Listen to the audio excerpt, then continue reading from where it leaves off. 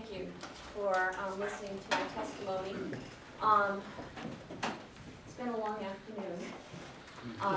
My name is Valerie Morgan, and I'm here representing the New Hampshire Department of Health and Human Services. I work within the Bureau of Drug and Alcohol Services, in which we contract for prevention, treatment, impaired driver programs, and access to recovery for alcohol and drug abuse. So we're all too familiar with the symptoms, the signs, and the devastation that this brings to individuals, families, and communities. You've had a lot of testimony today. It is a complex issue. I'm not going to rehash what other people have said. I just want to make a couple of points, and then I'm going to read to you something that I have that I think will be very profound. Most of the people that come in for treatment within the Bureau are polydrug users. In other words, they're drinking alcohol, they're using a variety of different drugs.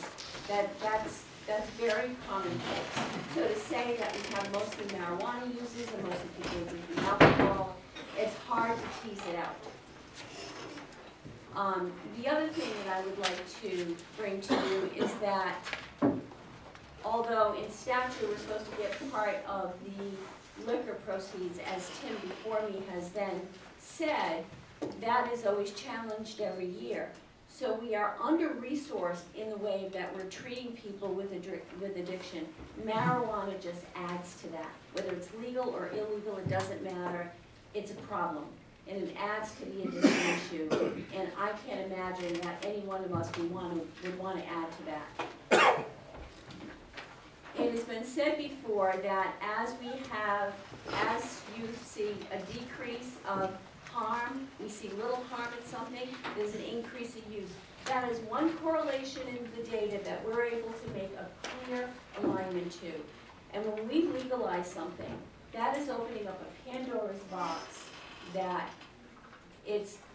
I think there are going to be so many unintended consequences of that we've not even talked about today. And I think you've heard a lot of testimony today in all aspects of that. I will quote with you some of the recent New Hampshire statistics on marijuana use. And this is from, and I do have written testimony for you, and we are opposing all three bills. New Hampshire, so this is based on the 2011 NISDA data, which is National Survey data. 11.35% of New Hampshire high school students has smoked marijuana in the past 30 days. 27.3% of New Hampshire young adults 18 to 25 years old smoked marijuana in the last 30 days, and 5.42% of adults aged 26 and plus smoke marijuana. Now these New Hampshire data is higher than our national data. So we are doing more we are smoking more marijuana in New Hampshire than what the national statistics show us.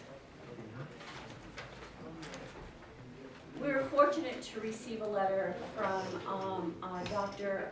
Paul Shagagor, Chief Psychologist at the New Hampshire Hospital. There's been a lot of testimony here about how what the impact this has on youth. And although I all heard you say we're not in agreement,